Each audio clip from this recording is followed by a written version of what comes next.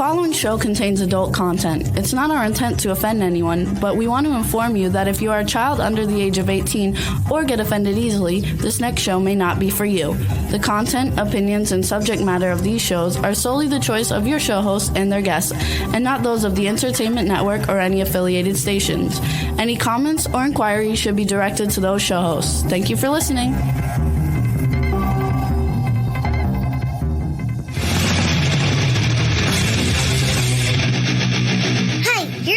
To the Adventure and Pipeman on W4CY Radio.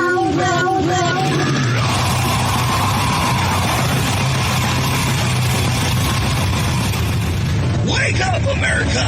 It's time for the Adventures of Pipeman on W4CY.com, West Palm Beach's #1 internet radio station. Here's your host, the Pipeman. Yo, it's Wednesday. I'm back from UK, Europe, and Morocco, and I have a little break on the Pipeman radio tour before I head to incarceration in next week. One of my favorite festivals to do because it's at the Shawshank prison. But we had the most phenomenal thing happen over the weekend. Very emotional, and we're going to talk about it. And it's about that guy behind me over there. Over there, that guy, Ozzy and Black Sabbath. Ozzy's the reason I'm here. Ozzy's the reason most of us are here. And man, what a weekend we're going to talk about. But because we went back to the beginning, and we're going to talk about what happened at back to the beginning, and then we're going to go back to my beginning when I first knew about Sabbath and Ozzy and the journey ever since. But first, let's bring on our Pipenuts. We're going to use them at for trivia because they probably don't know mostly shit about what we're about to talk about. So let's bring them on. Hello. Rebel. Hello, Rebel, the Swamp Nut. Hi. Okay, so I'm going to ask you first, how much do you know about Ozzy? How much do you know about Black Sabbath? And how much do you know about Back to the Beginning? I know very little about Ozzy, other than he's absolutely gorgeous and very entertaining. I know nothing about Black Sabbath, and you're going to tell me about Back to the Beginning. Oh, so you don't even know what Back to the Beginning is, do you? No clue. Oh my! Do you live in a hole somewhere? Is that what Louisiana is like? You people just live in a hole somewhere? I mean, it's all. Even my brother, who wouldn't be in the know of anything having to do with Ozzy, knew about it because it's all over the news. Stay away from Oh my God. And when's the last time you saw Ozzy that you're talking about how hot he is? First of all, Sharon will kick your ass. Second of all, he's almost 80 now. Is that your type? No, but he is still good looking. Would you do him? Yes, indeed. Okay, I hope so, because if you would be willing to do a KKK and not an Ozzy, okay. So let's skip over to Juan here. Juan, how much do you know about Ozzy, Black Sabbath, and Back to the Beginning? See, Juan was probably smarter than you, Rebel, and he probably, while I was asking you the question, he was probably Googling all this stuff so he could have a good answer. Well, good luck. Well, I'm going to choose the honest path on this one and say I don't know anything about Ozzy, Black Sabbath, but I have heard of Back to the Future. I don't know if that's any relation with... Yeah, no, that's not any relation whatsoever. Oh but my it was God. a good answer. How do you people work at a radio station? I don't understand, especially a radio station where we feature bands like this. Like, I don't know. That's just really weird. I'm just saying. We're just like everyone else listening. Well, not everyone, because some people do I'll know. bet you almost 99% of the people listening know what I'm talking about, okay? All right. We're going to come back to that in a minute, and I'm going to do some trivia questions with you guys, and that'll really determine how much you know. We already did one, and Rebels failed miserably. But Okay. So, but first I want to talk about what happened before the beginning. Okay. And that was the Pipeman went on the other side of the pond to go do Download Festival in the UK. And we didn't have the experience Glastonbury did. Do you guys know what happened at Glastonbury Festival? No. Why don't you tell us? Oh, my God. Like, you need to do some research to be in this business, Rebel. Okay? Like, this ain't Disneyland. I bet if I asked you something about Disney or Universal, you would know in a heartbeat, wouldn't you? Yes, I probably would. Well, that's your past life. Let go of it and work on your present life and your future life, okay? Because unless you want to go back to dressing up as a chipmunk, okay, you better learn a little about radio. So that's where her voiceovers come from. Yeah. Okay. Do the chipmunk voiceover. Go ahead. Come on, Rebel. Yeah, we can't hear you now. You hate it when I do that. Why do you want me to do it? Because I want everybody else to hear it to see if I'm right or wrong.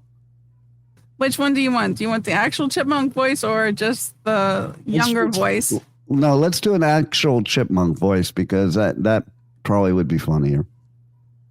No, you put me on the spot here.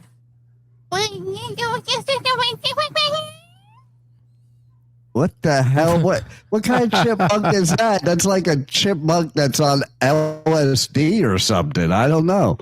Like, is your chipmunk on drugs? No. Chipmunk is very deep. Ron, if we said chipmunk, would you guess that was a chipmunk? I would have said that was like a cat after being ran over, drawing its last breath. That is more what it sounded like.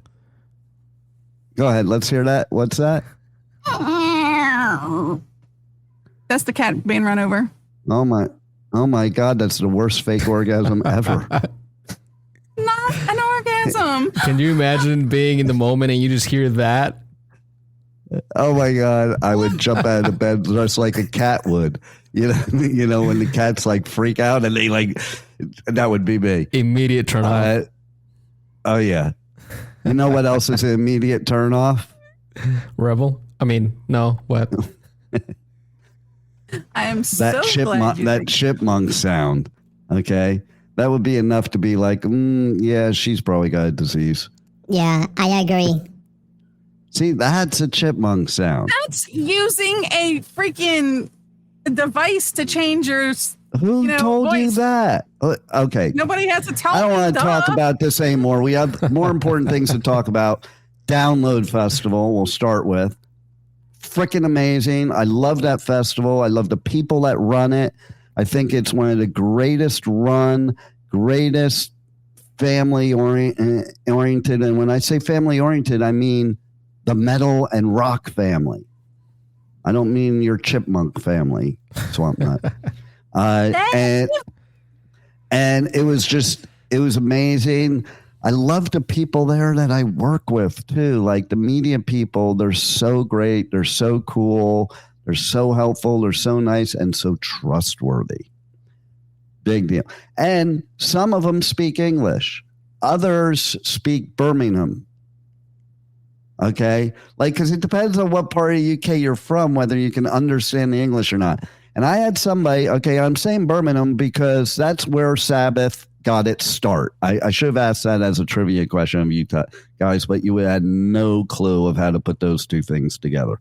Okay, but that was the whole thing is back to the beginning. That's where they started. They were all these kids in this working class town, Birmingham, and actually heavy metal started from Black Sabbath because the guitarist of Black Sabbath, Tony Iommi, he had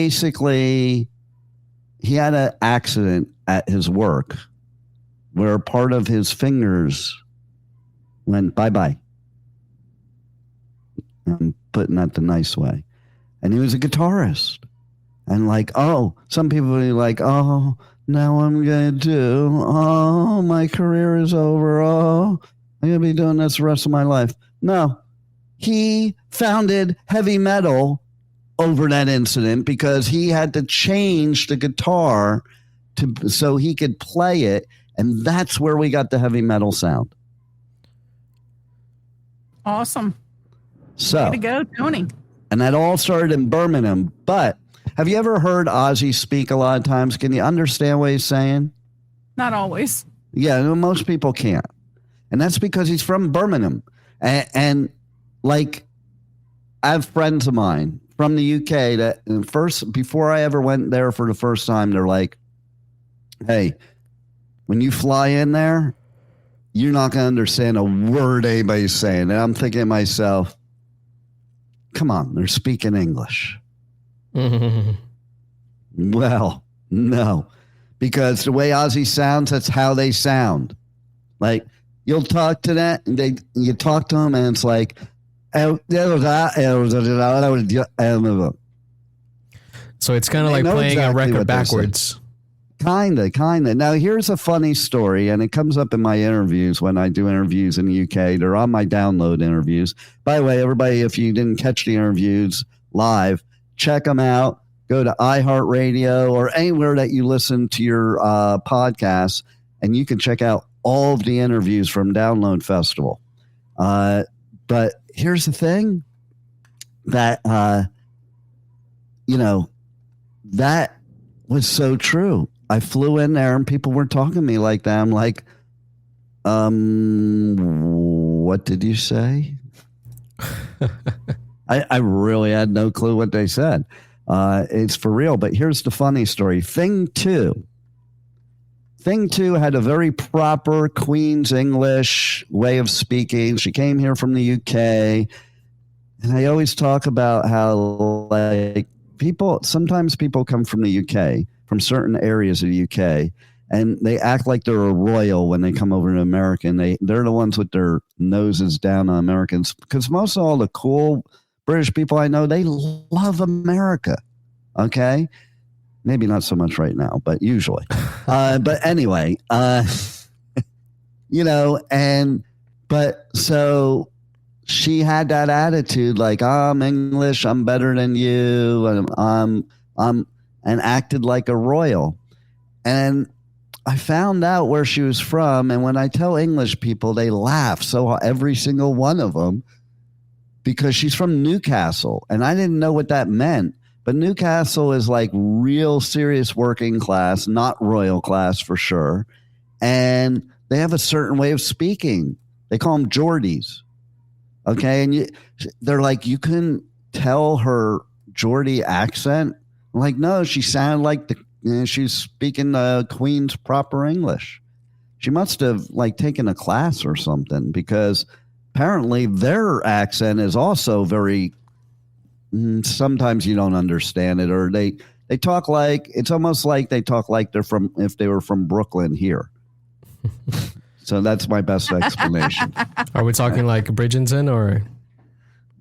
We're talking about Bedford-Stuyvesant, or, someplace where they're like, well, this is what's going to happen, okay? So anyway, so that was Download Festival, badass. And then, so I had 3 days off between Download Festival and Hellfest. And Download Festival is in north of England. Hellfest is, down in, what you can call it, France. And I don't know why I said what you can call it, but it's a good filler word, It's better than candy bar. It's better than you just say what, but you don't say the whole candy bar. The candy bar is what you call it.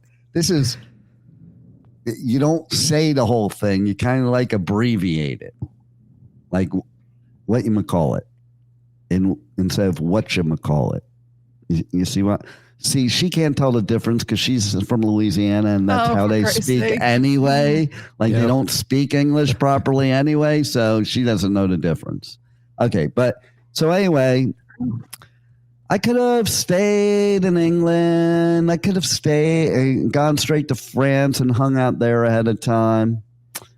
but not the Pipeman, because the Pipeman decided it's so easy to travel over there. I hopped on like a $70 flight to another continent. Okay. So my 3 days off I spent in Marrakesh, Morocco, which is in Africa. It's not in Europe and it's not in the UK. Okay. And I must say too, it is kind of scary out there sometimes because of my heritage. You have to be careful where you go. And because of my job, you got to be careful where you go. So I get to Morocco. So we leave Download Festival and drive straight down 3 hours to London, or 2 hours at that point, to London airport, and then take off to Morocco. Like we had a very small window. Sleep was not part of that window. Okay. It was a very early flight and Download ended very late. So anyway, we land in Morocco and I say, well, I'm not going to say I'm Jewish to anybody here. And I'm not going to say I'm media to anybody here. And sure enough, okay, they have a trap in the airport there. Okay, and there's this big sign at customs with a QR code. So what does the Pipeman do? Let me see what this QR code's all about. And I pull out my phone and I'm putting Oh, they didn't like that. Like, why put something like that in customs if they don't want you to pull your phone out and open your camera? So they called me aside and they're looking through all my pictures. Jokes on them, there were probably about 5,000 pictures, okay? And so they had to look through all my pictures, okay? Why were they looking through your pictures? What is the big deal? And they kept saying to me in Arabic, they were like, they kept saying to me, the pictures, show us the picture. They thought I took a picture, you know, and you can't do that in any customs anywhere. You're not supposed to even have your phone out. But I figure if they have a QR code, it's okay. And so, yeah. And you don't want to tell people in certain places like that you're media either. Okay. Yeah. So I think what they were trying to look for is they were trying to find the elusive Pipeman pipe pick. Yeah. I think it might have been. It might have been. I think they thought I was a double agent and I was after their job. That's what I think. And because for quite a while let me do that, and I'm trying to tell them what happened, and then they were just like you would see in a movie, man. They were freaking out on me. Did they search you? They did not search me. No cavity checks? They searched through my whole phone, everything in my phone, and then they asked me, what do I do for a living? I told them I'm a chipmunk. You should have told them you were a stripper. No, I told them I was a chipmunk. Had a recording of Rebel's chipmunk sound, and I started playing it in my pocket. Ooh, there's a feel for you. I did say marketing, though. I didn't say anything about radio or streaming TV or podcasting or anything like that. Okay. And so Morocco's kind of cool, not temperature wise, by the way, just saying. It's a bit hotter than Florida. But it, like where you go and stay, cars can't get to because it's the big marketplace. So we had to arrange for transportation. Transportation came and picked up and brought to the edge of the marketplace where we met some dude with a wheelbarrow. It's not really a wheelbarrow. It was like a cart and wooden, but it was like a wheelbarrow. And so he puts your luggage into that thing and you walk to wherever you're staying, which they're little alleyways. Okay, I took a video and sent it to somebody, and they're like, you look like you're in a movie because I'm in these little alleyways because it's all marketplace. The marketplace people are hawking you, and then there's motorcycles and scooters going up and down while a bunch of people are walking. So it's like, it's the ultimate game of Frogger. I can tell you that. Okay. With real life consequences. And so, and it's usually really active and light. And then one night, I don't know, I took a wrong turn in the market because it's like a big maze. And I ended up like in this dark area where it was still alleyways, but it was all dark and nothing. I'm like, I just did my full on New York walk faster than I normally do. And normally people can't keep up with me. And I was just like, get me out of here, get me to the main thing, you know, and, you know, you don't want to be a Jew lost in Morocco. The Pipeman cannot be lost in Morocco. But anyway, so yeah, Morocco was kind of cool and kind of not. I hated the marketplace type of thing, but I did do a cool thing with quads and camels and some things you need to keep to yourself, really. and dinner and a fire show. So go figure out that puzzle. Okay. There was one of the camels I became very good friends with, actually. Oh, God. I hope that's not in relation to the other stuff you said. Yeah, no. But yeah, he was a cool camel. He was like Joe Camel. Day. Okay, there's the trivia question. Do you know who Joe Camel is? Juan, let's go to you first because you probably don't. Well, he's not my camel. He's Yo Camel. Yeah, it's Joe Camel. Yeah, it's Joe Camel. Yeah, he is the cartoon character that was in advertisements for Camel cigarettes. So you must have been before my time because they're like, yeah, you get the kids smoking by these cool characters. No, the only Camel commercials I remember was Hump Day. Okay, so there was that. That's Morocco. Now, I must say too that I almost didn't make it on the flight to Morocco. And I've never missed a flight ever. But let me tell you, it was an adventure. Okay. This dude with 2 heart attacks being me, what I had to do, I had 100 pounds of bags that I'm dragging around. And in the airport to go to Morocco, like there's this train, but it takes you to a whole different part of the airport, like a monorail thing. And the only way to get back, there it is. The only way to get back. You smoke Camels, Rebel? I don't smoke, but oddly enough, when you talk about cigarettes, I do have. Yeah, how does somebody that doesn't smoke have cigarettes? Like, that makes no sense to me. Yeah, I've never smoked. I didn't even know that was a thing. Wow. You didn't know cigarettes were a thing? I didn't know Camel cigarettes were a thing. Yeah. So yeah, what happened was they had to call somebody over to escort me down the elevator. Like once you go up, you can't go back down. And that is not how gravity works. Yeah, and exactly. And it's not how sex works either. And so then I wasn't having sex with her for sure. And so then I get down there. I'm like, how long before the flight? And they're very serious about the flight to Morocco. It's like, if you aren't there by exactly this time, which is not the takeoff time, they close the gate, no exceptions. And basically it was 3 minutes from that time. Now, here's the thing, that it was a 15-minute walk from where I was, according to this lady.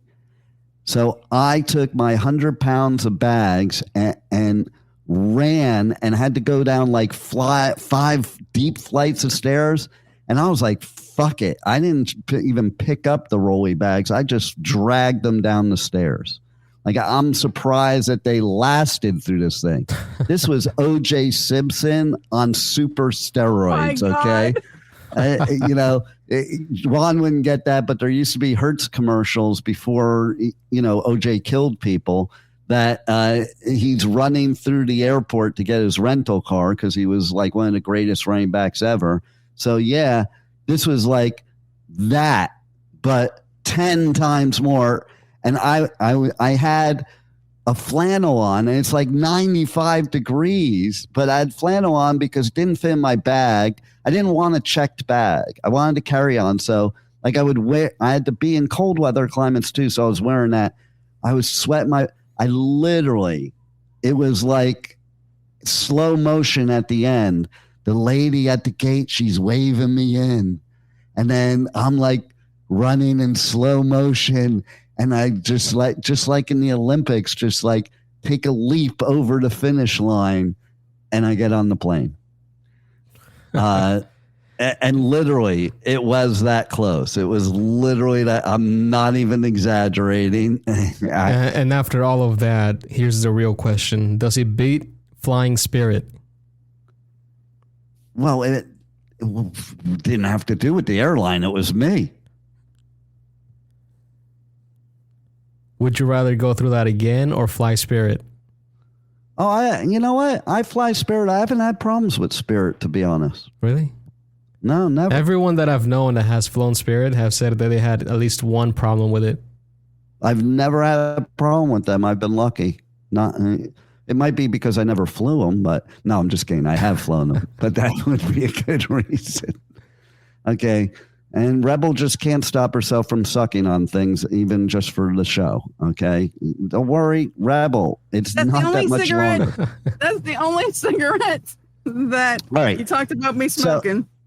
So now we get to Hellfest after Morocco.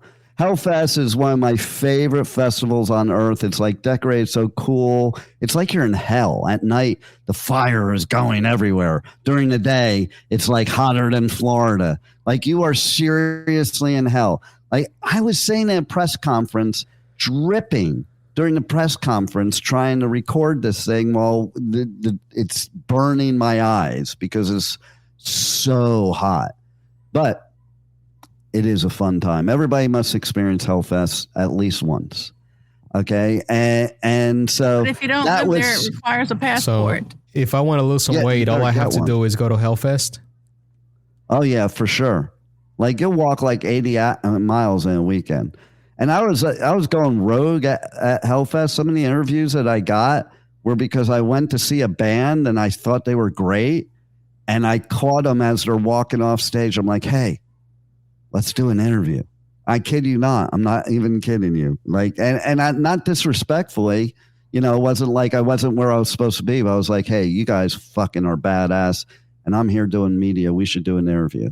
And we just like walked, over by the entrance and did it right then and there. It was better than doing it in the press tent because it was hot as hell because it was a black press tent. Hot as hell, for sure. But yeah. Do people dress up for these things? Well, some people do. Like, you got your penises out there. You got your Pikachus out there. Really, Pikachu at Hellfest. You have people that dress up like some of the bands, like especially the death metal and black metal people, even the power metal. You got the Vikings walking around. You got people dressed up like Rebel. And all kinds of stuff. Like no angels. You'd be amazed at what you would see. It's like better than the Renaissance Festival. So no angels there. Angels? Yeah. Gothic angels. It's a whole nother world right there. Okay. And most everybody speaks French there. In fact, you probably heard one because you got to see one of the press conferences. It was all in French. And we're going to broadcast it. I'm broadcasting the press conferences on my show. So look out for them every day after today, 1 p.m. There's going to be shows on W4CY radio right here with coverage from Hellfest, from the press conferences. Cool shit going on. But let's go now. That's all over.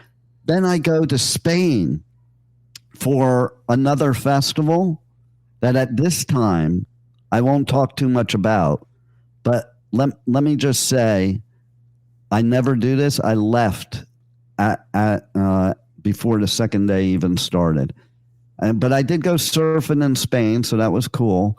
But yeah, I'm going to have some things to say, so you're going to have to tune in because this is one place that is going to get the Pipeman Yelp review on the Adventures of Pipeman. And that has never happened before. Uh-oh. So, yeah, exactly. Don't fuck with the Pipeman. Anyway, Unless you have the Groupon. Unless you have the Groupon. So now let's go to the important shit. Back to the beginning. Oh, my God. Ozzy, Black Sabbath. And there are a slew. Okay, let's see if you did your homework, Rebel.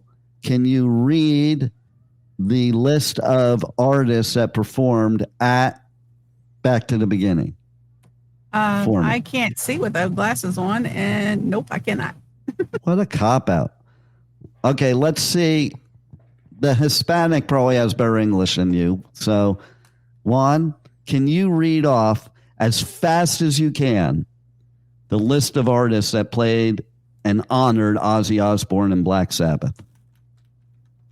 From where? It was in the email. The Was it? one that has the description to the show. Don't tell anybody. Which one? You sent like 20 of them. The very last one. Very, very last one. Correct. One that said beyond the last one. I know. I was reading them and I was like, okay, this is the last one. This is the final one. No, this is the final one. Regard all It's your Rebel's fault because she found a mistake and that made me dig, and I kept finding more mistakes after that.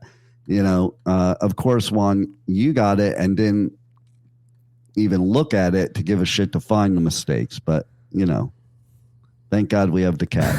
Yeah, I was editing other stuff, so. So, but seriously, back to the beginning, where it was Ozzy's final farewell, Black Sabbath's final farewell. It's very sad to me because I have been a fan of Sabbath and Ozzy since 77, 78. And basically what happened was my friend had this album. There's two albums. It's funny. There's two albums he showed me that became two of my favorite bands, and they're totally different. And they also explain my split personality between metalhead punker me and hippie, Wait a minute. I thought deadhead those me. albums were Black Sabbath and Metallica. No, Metallica didn't even have an album in 1977 or 78. So these albums that this friend had were one was Black Sabbath, and We Sold Our Souls for Rock and Roll, and it's this double album of like all their best at that time. And I was like, oh my God, this is the best shit ever. And that was my entry into heavy metal. The other album was Skeletons from the Closet, the greatest hits of the Grateful Dead. And so I became a Deadhead after that too. I was both metalhead, Deadhead, punk. Oh, I know where I went Hippie. wrong. There was another band, but those were live Talking shows. about and at you're the talking record about store. albums. Okay, that's where I. Yeah. That's why I used the word album and didn't use the word concert because I meant an album. Very good, Rebel. Okay, so anyway, so that was my entry, and oh my God, it was the coolest shit ever. And these four guys from Birmingham. Okay, so the original lineup has not played for I don't even know how many years now. It's a long time. Okay, and they got the drummer who, like Black Sabbath, has played some shows, some reunion shows, but Bill Ward never participated, and he's the drummer, the original drummer. So they had all four original members. How many bands that have been around as long as that have all their original members? I mean, they've been around since 1968. That's like, to have them all even alive is a miracle. No, seriously. Like that long that you're doing this. So that was what was really cool about Back to the Beginning. It was the reunion. And, there's people on there saying, oh, blah, blah, blah, blah, oh, blah, blah, blah. There's always complainers. Like I saw somebody complaining about, oh, Bill Ward could have done a lot better. The dude hasn't done it in forever, and he's almost 80 years old, man. He killed it. He killed it. How many 70 some odd year olds can play the drums, man? Like, he killed it. Yeah, It's always going to be haters. Yeah, maybe Always. he isn't what you expected when he was 20. But come on.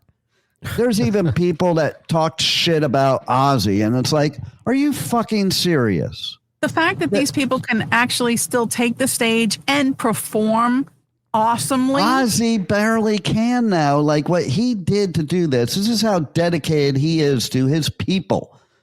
You know, he always says at his concerts, I love you all. And he says it like 10 times. He freaking means it. It's not even a joke. He so means it. He had to be, okay, he has Parkinson's, and he's also had multiple back surgeries that leave him not able to walk. Now, this is a guy that ran across the stage, jumped, used to pick up Randy Rhoads. This dude, they had the classic Prince of Darkness throne, and he had them strap him in there tight so that he would stand. And there were times during the show you could see he wanted to get up. But, man, who else would do that? Only the Prince of Darkness. I mean, dude, my hero to get out there at his age with his issues and he did 2 sets.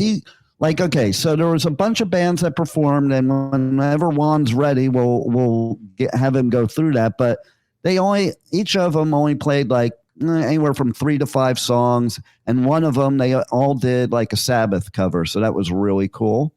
And then they had this superstar jam that Tom Morello put together from Rage Against the Machine, and that was pretty killer too. Brought one of Ozzy's old guitarists to play. Jakey Lee was playing in this super jam, and all kinds of different people. But which one will list off, and then I'll explain who's who if I need to.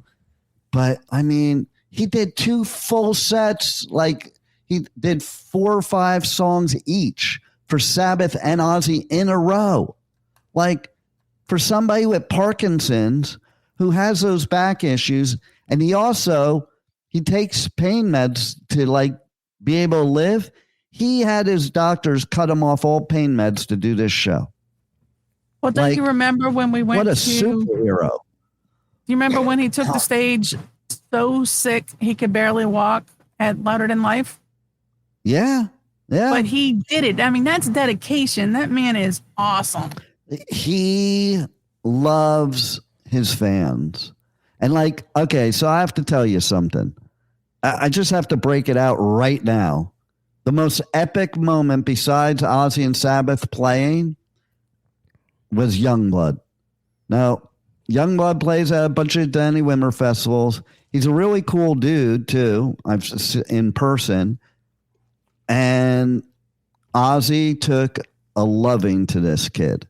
Okay. And the talk is that Ozzy, this kid reminds him of himself when he was younger. So he took him under his wing. He sang one of the Sabbath songs, Changes. First of all, brilliant they picked that song. And oh my God, everybody I know said they were blown away by it. I was blown away. He was the highlight of the event besides Sabbath and Ozzy. He had that whole place going, and he did the best performance of a cover I saw the whole day and night.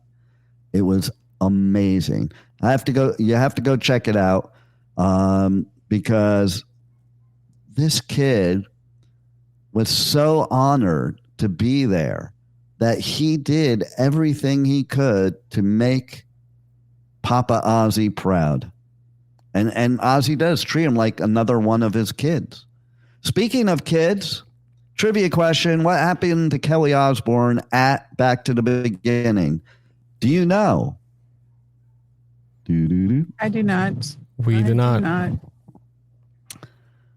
Do you guys pay attention to anything? How are you in media? How are you in radio?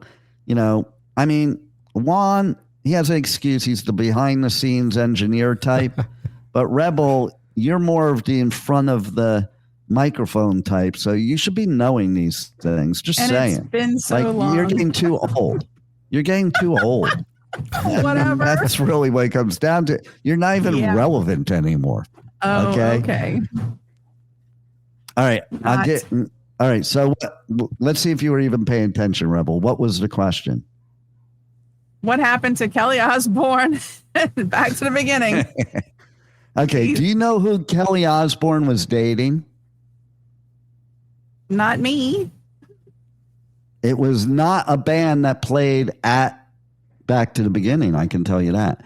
It's Sid from Slipknot. Do you know who Sid is? Sid is the coolest part of Slipknot besides Corey Taylor. Got a man crush there? No, I'm just saying he is pretty cool. But anyway, no, seriously, he proposed to Kelly backstage. It was it was videoed and in front of all the family and friends. And before he even got it out, okay, so Ozzy's sitting there, and I don't know the exact words, but it was like, "You're not going to fucking marry my daughter," before he even proposed. Like, he knew what was up, and Ozzy knew what was up. So anyway, yeah, he did propose. She said yes. So, there Awesome. you go. Congrats, Kelly. Congrats, Sid. I thought it was a cool place to do it. And I think it was a cool place with Ozzy there to do it. Like, that's how memorable would that be? Your dad's final show ever. I'm sure he did. I'm sure. Listen, so you know what? As far as people, these people are a class act. Okay. People think of Ozzy as this crazy dude on stage. And I'm here to tell you, by the way, that there's an interview, you can find it way back. So his real name is John Osbourne. John and Ozzy are like two different people, just like Pipeman and Dean, because basically, I even watched him in the interview. It was funny. He was doing this interview way back when, and he changed into Ozzy during the interview. Like he says, right now, I'm talking to you as John Osbourne. But then what? And his whole facial expression, he got the whole Ozzy crazy look in him.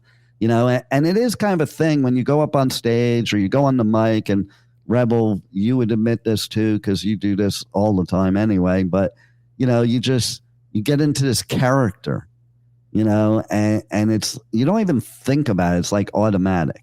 So there's two sides to Ozzy, the side we see and the side his family sees. And I got to tell you, I think there's a great family dynamic there, I think, and hey, maybe because I had the most horrific ever that I don't have very high standards, but listen, I got to tell you, what a cool freaking family, and, a caring family. And Back to the Beginning, by the way, nobody made a dime.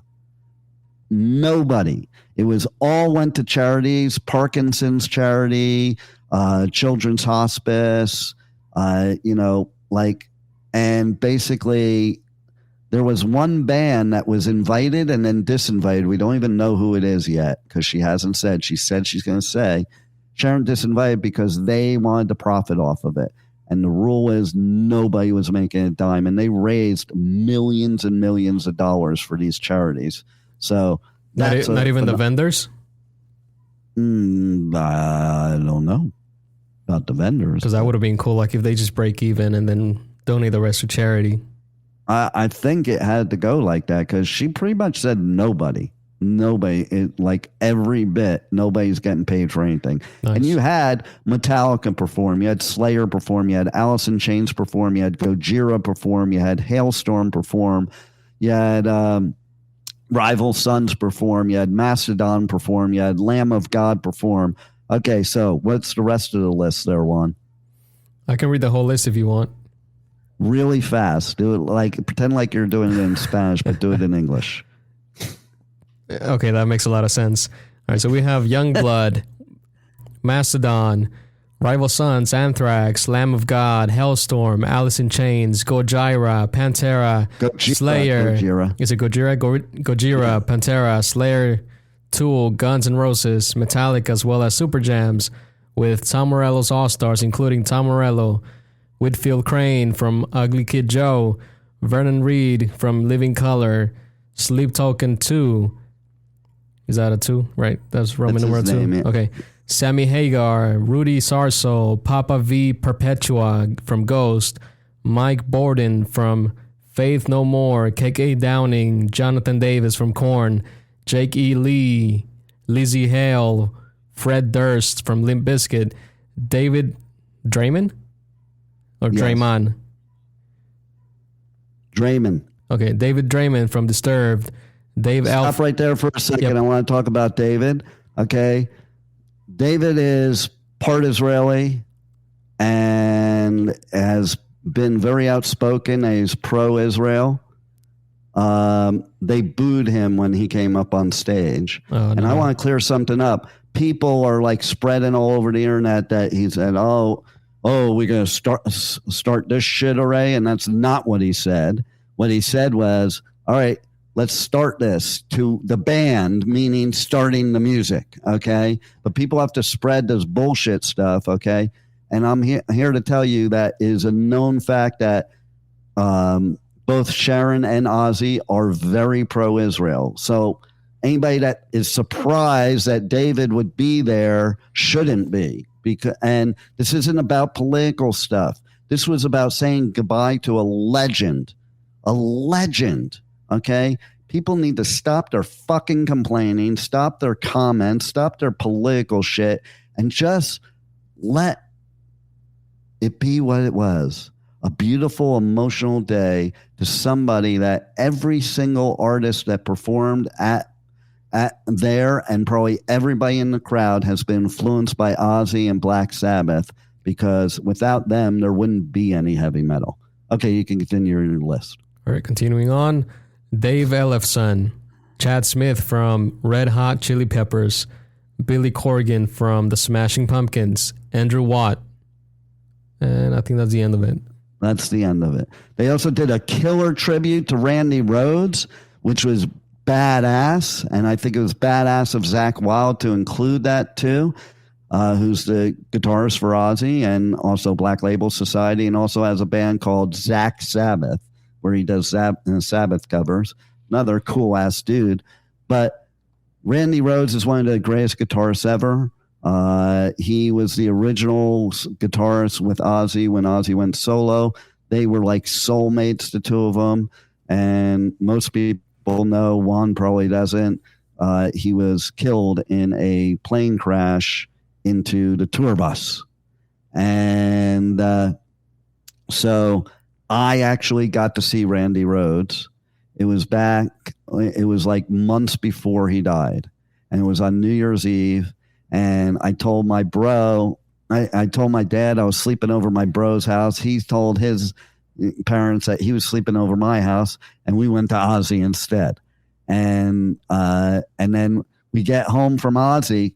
Wild how things happen and be in the right place, right time. Even when you do something bad, like lie to your parents and sneak off to an Ozzy show. But anyway, and I highly recommend it. And you wouldn't have gotten to see Randy Rhoads after that. So I lived in this place called Lake Lindero in Agora Hills. And you had my backyard, you could go out the fence and go down the hill to the lake and nobody could see you from the house. So at the end of the show, at the end of the night, was New Year's Eve. We went down and just sat. We were going to just sit there all night. We just sat down, by the lake. Well, my next door neighbor, the wife comes out and I'm like, oh shit, we're busted. She goes, hey, did you boys just go to Ozzy last night? And we're like, yeah. She goes, stay right there. I'm getting my husband. And I'm like, oh shit, we're busted. The husband comes and he calls us up to the house. And he brings us into this room that I think was attached to a garage or something. Turns out it was his studio. Turns out he was Ozzy's promoter. And he gave us a whole bunch of swag. My next door neighbor, who the fuck knew? Oh my God, I'm living there for I don't know how long and didn't know. And then he gives me this cassette tape because it was wall-to-wall cassette tapes in his studio. Okay. And this is early 80s. And he goes, listen to this band. They're going to be here in the U.S. in 6 months, and they're going to be huge. They weren't even here yet. And that band was Accept, who, like, it's a friend of mine from Anthrax that used to be an Anthrax founder. He told me that this song, they used to think that was the first thrash metal song ever. It's called Fast as a Shark. You got to listen to it if you've never heard it. It's one of the coolest songs ever. And I got to hear it before anybody else in the U.S., which was really cool. And I was only like, I don't know, 12 or 13 or something like that. Or maybe 14, something, I don't know. But so that was another Ozzy story for me. I also had Blizzard of Oz, Ozzy's solo album on 8-track. And during Mr. Crowley, it would, first of all, you had to put a matchbook under it so it didn't talk like this, slow. That kept it at the normal speed. You know, things we had to do. We had a real struggle on, you know, it wasn't just, you know, hit your iTunes on your iPhone thing. It was a struggle. You had to get the matchbook cover and put it under there to support it. And then in between tracks, it would split a song in half. So between the second and the third track was Mr. Crowley. So it would play and then it would fade out. And then you'd hear the track change. You'd hear like a click sound and it would change and then it would fade back in. Nothing smooth about it at all. Like the song is ruined. Okay, and that was Mr. Crowley. So Ozzy used to be famous for wearing these shirts with like fringes. It looked like he was an angel with wings. And so there was a surprise performance at Back to the Beginning where Jack Black wore that same thing and he did Mr. Crowley. And there were kids playing with him. Tom Morello's kid, Scotty and from Anthrax's kid, you know, and he literally, Ozzy used to take Randy Rhoads and used to pick him up like and hold him while Randy Rhoads was doing his lead. And Jack Black did the same thing with Tom Morello's kid. It was one of the coolest moments ever. Like it was just so cool. And Jack Black doing Mr. Crowley, it was awesome. So, yeah, back to the beginning. Man, I wish it wasn't the end, but that was the end. It was the farewell. And what a great farewell. There were lots of tears, lots of emotions. Ozzy, I'm choked up already, see? Ozzy, you know, he was just incredible. Like, dude, you're my hero. Parkinson's disease, bad back, pain, and fucking, oh my God, you performed 2 sets. It was unbelievable. I want to also clear something else up, too. Some people are bitching and complaining that, oh, you know, they just left him on stage. He wanted to have a final bow, and they all left him, and the members of Sabbath. Not true. You missed it because Tony Iommi went over, gave him a big hug, and then Geezer Butler went off stage and grabbed a cake and brought it back to Ozzy. And it had like Ozzy on the cake. You know, listen, there was some serious love there between hundreds of thousands of people around the world, millions around the world, I'm sure, because this man changed people's lives. And this was the one that they used to think was a nutcase, a Satan worshiper. I remember I used to wear my Ozzy shirt and girls would come up to me and go, "You're a Satan worshiper," in high school. Like, you're stupid. But what I've been to every Ozzfest there ever was. So I go way back with being an Ozzy fan. Ozzy is why I'm here today. Ozzy is why a lot of us are here today. And I'll even tell you one last story, too, of me. In high school, there was a history class I had to take. And I guess the history teacher quit or got fired. So they took the music teacher, Mr. Messina, and had him teach this history class. And basically, he didn't care what we did, okay? He said, you have one assignment the whole semester. There will be no homework. There'll be no classwork. He even let us leave class. Yeah, he used to let us leave class to go hide and smoke cigarettes and shit. But he said, you have to do one oral presentation. He gave guidelines to it that you'll do at the end of the semester, and that will be your 100% of your grade. So I chose Ozzy Osbourne, Satanism in his music. And I brought in props, like I played Ozzy music. I brought in shirts, pins, all kinds of things. I got an A. So thank you, Ozzy. I aced history class by talking about you. All right, we are out of time, though, because I have another show alert. Yes, we are out of time. So everybody tune in every day after this, and we're going to have more stuff that I'm putting out there from my interviews, from the Pipeman radio tour, press conferences, and we'll be back for Incarceration too. So stay tuned. The Adventures Pipeman right here on W4CY Radio. Roll it, Juan.